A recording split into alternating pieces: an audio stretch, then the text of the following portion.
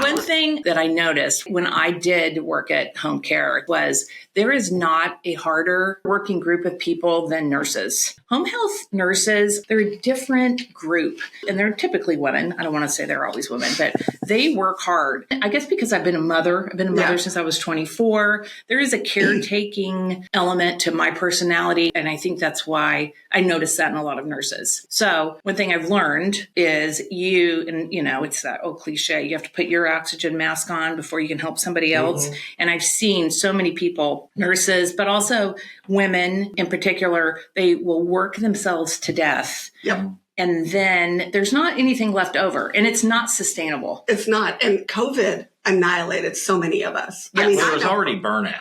Burnout, depression, anxiety. The industry to get in now is like therapy. I know so many of my women friends, their kids are gone. They kind of, they stayed home, went back to school, got psychology degrees, and are like really helping people. Mm. Another business that I learned about while I was working at home care was like, skilled nursing facilities, or like, it was called Grace House. Remember that place? Assisted living. Assisted living. Yeah. And that is something else where they need the care that they give is just so, it's important. It really is. To bolster what you were saying about nurses, it's actually amongst lawyers in my area, we know that when we're working with a nurse or deposing a nurse in a deposition, they want to help. Yes. And one of the things I have to caution my nurse witnesses on is like, just be careful with that. I would like to say it was strategic, but it wasn't. It was pure accident. I've had times when I just sat there and I was stumbling around looking for something, and I was a long pause, and the nurse starts talking and telling me what I need to know. Yes, which that could be used for or against you, depending on what side of the case. And the funny thing is, even when nurses go outside of nursing and they're working in other areas like home for the government, as they're doing surveys, inspections, that kind of thing, that component of wanting to help is still there. Well, it's because it's a personality thing. And I think that those kind of personalities get attracted to certain industries. And nursing's one of them. Aesthetics is definitely another one. And but that goes back to my resolution. And I think lawyers told me this. We're smart. Ask, don't answer, don't offer anything. Wait until you're asked. And so I'm trying to use that in my life too. But if you ask me, I'll probably tell you. Okay, you said something off camera that I found very interesting. We were talking about you've had formal education and undergrad. Yes.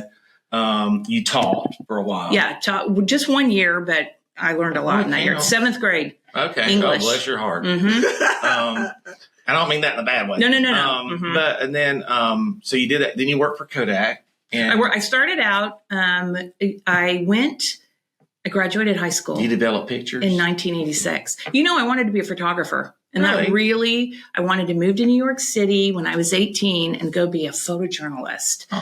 But I started out wanting to be somehow in something creative and in photography.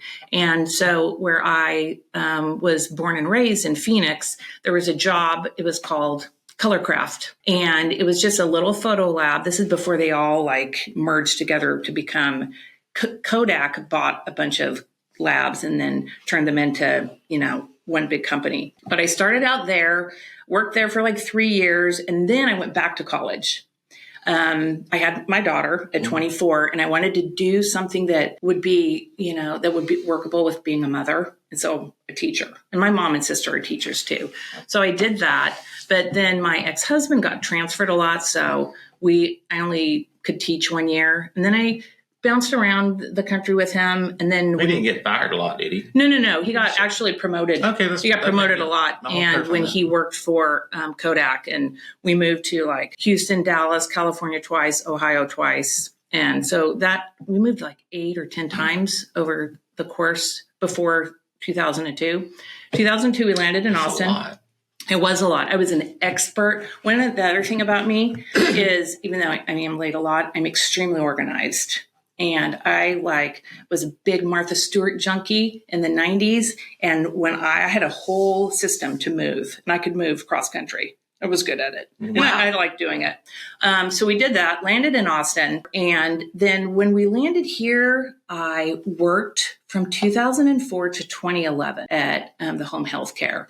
And then, working with your family, which you see that also in a lot of home health, is the special challenges, especially when, you kind of maybe don't get along with them anyway. That's a topic right there. Working with family and spouse. This industry, it happens a lot. Yes, there's a lot. As a matter of fact, the mom and pop shop, when people say mom and pop shop, you think of a little retail store or like a 7-Eleven. But I would venture to say that home health care is a mom and pop shop. I have a lot of clients that would be mom and pop. I have one of my favorites was mom, and and now her daughter's run it. She died a few years ago prematurely, they grew up in the business and they're awesome. Well, you know what though, that I'm so happy to hear that, because a lot of times family dynamics, they're complicated anyway. And so when you work with them, it's even more complicated. And so that was my experience.